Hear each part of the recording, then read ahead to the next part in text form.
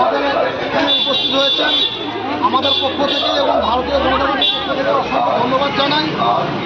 আজকে এই শুভ দিনে পতাকা উত্তোলন করবেন বিনয় মাইতি মহোদয়, ওনাকে পতাকা উত্তোলন করার জন্য আমরা ভারতীয় জনতা পার্টির পক্ষ থেকে অনুরোধ করছি। সমর্থন করছি।